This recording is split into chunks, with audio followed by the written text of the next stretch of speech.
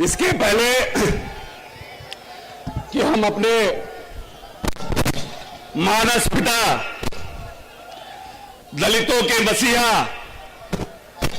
आजाद हिंदुस्तान का अकेला दलित प्रेमी मुख्यमंत्री नीतीश जी को बुलाए, उसके पहले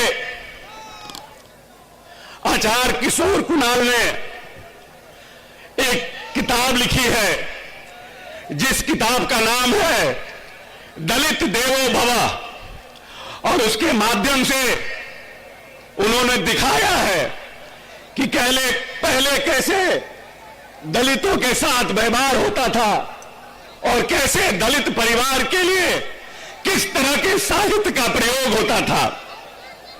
दलित कौन है? अभाव जिसका भाग्य है, अन्याय जिसका साक्ष्य है और विलाप जिसका काव्य है, वह दलित है। अपमान जिसका प्रतिमान है, अन्याय जिसका साक्ष्य है और अंगूठा जिसका अनूठा दान है, वह दलित है। बंधन जिसका कंगन है, उत्पीड़न जिसका ईंधन है और अधिकार जिसका अपहरण है और अपहरण जिसका आलिंगन रहा है, वह दलित है।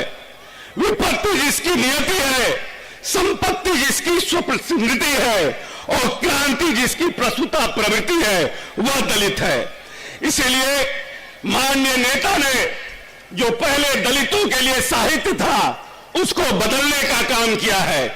इसीलिए हम अपने नेता को बुलाने से पहले अपने ही देश में, अपने ही राज्य में और अपने ही गांव में उपेक्षित महसूस करने, जिसकी छाया से भी लोग दूर भागे, जैसे बहिष्कृत जिंदगी को जीने को मजबूर रहने और पढ़ाई तथा पूजा से भी महरूम रहने का दंश पीढ़ी दर पीढ़ी झेलने वाले समाज के लिए राष्ट्रपिता महात्मा गांधी और बाबा साहब भीमराव अंबेडकर और ज्योतिबा फूले जैसे महान मानव ने बहुत काम किया।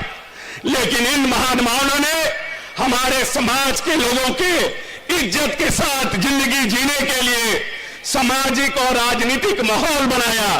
बाबा साहब ने तो संविधान बनाकर हमें हमेशा के लिए कानूनी संरक्षण ही प्रदान कर दिया। हमारी पीढ़ी को राष्ट्रपिता महात्मा गांधी और बाबा साहब भीमराव अंबेडकर जी को साक्षात देखने का मौका नहीं मिला है।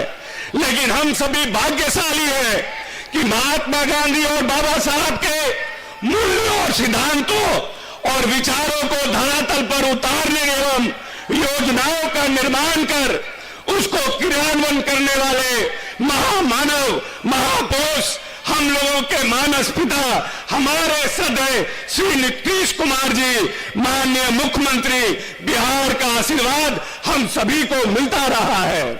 आज बिहार के पुनर्निर्माण के नायक, बिहार के गौरव, हम सबके भविष्य के संरक्षक, हमारे संविधान और अधिकारों के प्रणेता, हमारे नेता का हम इस महादलित के इस भीम संसद में हार्दिक अभिनंदन करते हुए अपना समय, बहुमूल्य समय देने के लिए उनका आप सभी की ओर से आभार प्रकट करते हैं और अपने नेता से आग्रह करते हैं कि ये जो नीतीश की बड़ी सेना इस प्रदेश में आपने तैयार किया है, जो अपने आप को आपका मानस पुत्र मानता है, जिसके अधिकारों के लिए इन 18 वर्ष में आपने जो योजनाओं का निर्माण किया, जो बजट का प्रावधान किया, एक एक खून का बूंद आपके लिए हम लोगों का समर्पित है। आप आइए, हमें आशीर्वाद दीजिए, आपकी उम्र लंबी हो, प्रभु आपको और ताकतवर बनाए, जिससे हमारे आने वाली नस्ल,